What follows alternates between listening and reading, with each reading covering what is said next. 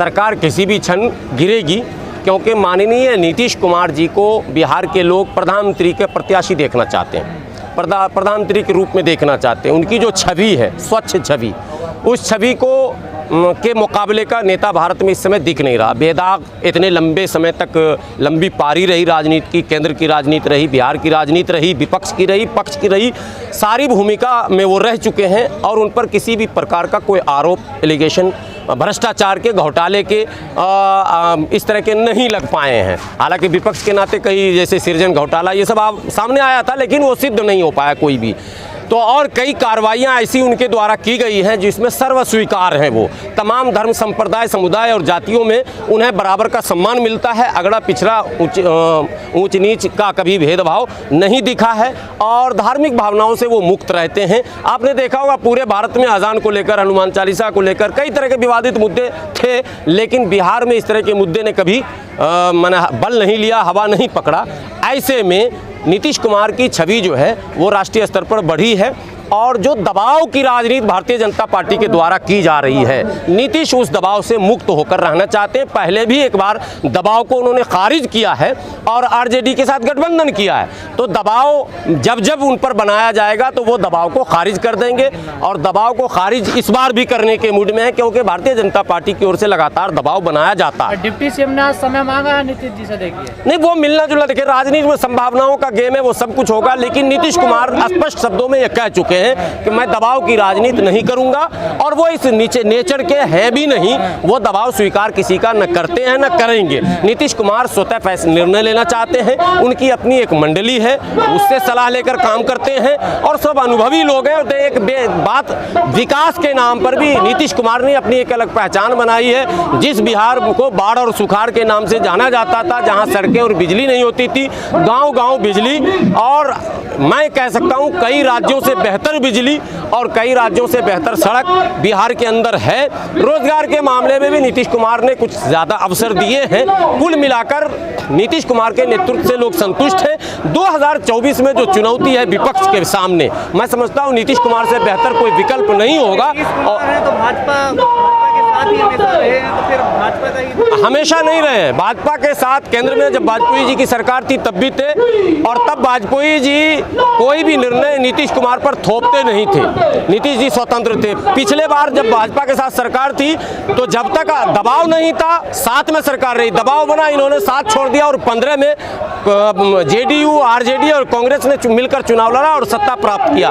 20 महीने के बाद लालू परिवार की ओर से दबाव डलने लगा। नीतीश कुमार ने कहा मैं दबाव में काम नहीं कर सकता हूं, दबाव मुक्त होना चाहिए मुख्यमंत्री को। तो फिर लालू परिवार से वो अलग हो गए, आरजेडी से अलग हो गए। इसी बीच में भाजपा का साथ मिल गया। वो अब फिर भाजपा का जब दबाव बन रहा है तो उन्होंने कहा कि मैं आपके साथ नहीं रहूंगा। दबाव के इस तरह के निर्णय लें, उस तरह के निर्णय, सांप्रदायिक निर्णय लें। जो महाराष्ट्र में माहौल बन रहा है, जो मध्य प्रदेश में बन रहा है, बिहार में बनने दें। धर्म के नाम पर उत्पात मचाएं, सड़क पर हनुमान चालीसा पढ़ें, अजान के नाम पर राजनीति करें, भाषा और उर्दू के नाम पर करें। आपने उर्दू का न्यूज़ सुना ही होगा, उर्दू मकतब के नाम पर राजनीति शुरू हो गई। तो ये सारे राजनीति जो है वो दबाव की राजनीति है। सड़क पर नमाज को लेकर राजनीति, साउंड को लेकर राजनीति। नीतीश कुमार कहते हैं ये सारे मुद्दे जो हैं वो नॉन इशू है, ये इशू नहीं है।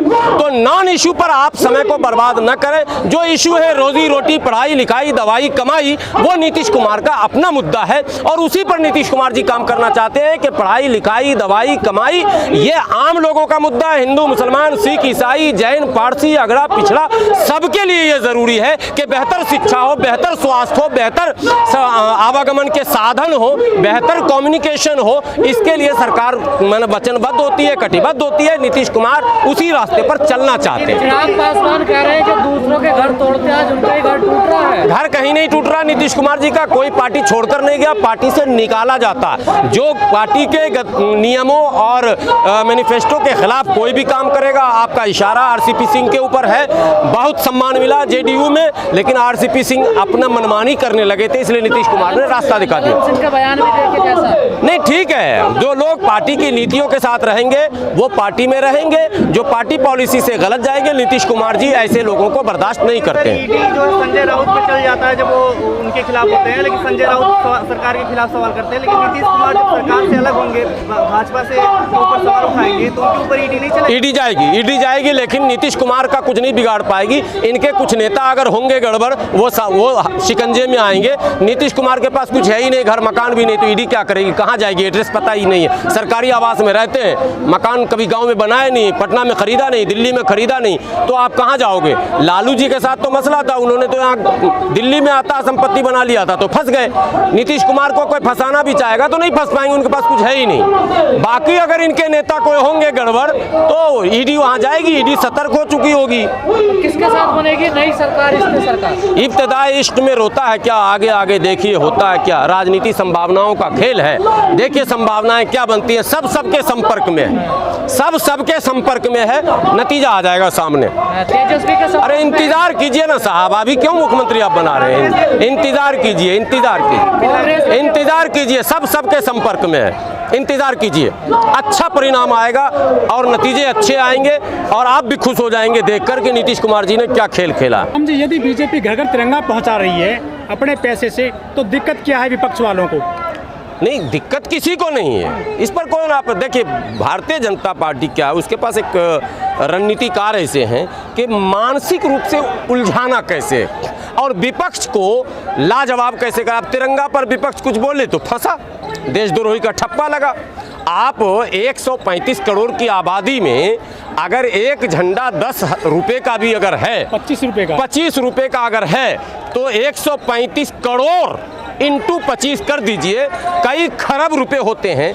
तो आप सवाल अगर कर दिया कि ये खरब रुपए आप क्यों खर्च कर रहे हैं, तो कहेगा ये देशद्रोही है। इस डर से सब पे ताला लगा हुआ। बीजेपी ने जो है गुजरात के व्यापारियों को ठेका दिया है, 25 करोड़ वो झंडे बना रहे हैं और प्रति झंडे कीमत 25 रुपये अदा की जाएगी सर।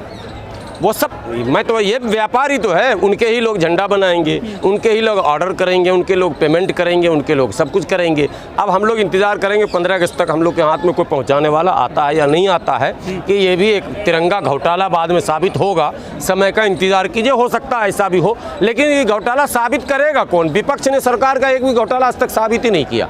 जैसे विपक्ष उठता है उसको ऐसा ना ईडी सीडी बीडी डीडी करके खत्म कर दिया जाता है। लेकिन गुलाम सरवर जी, सब लोग परेशान है, लेकिन ये कौन सा गिरोह है, अगर कोई फिल्म आती है तो उसका विरोध कर देते हैं? एक मानसिकता है, लोग हमारे यहाँ भी हैं, दोनों तरफ इस तरह के लोग हैं। ऐसा नहीं कि किसी आप RSS और बजरंग दल पे आरोप लगा देंगे।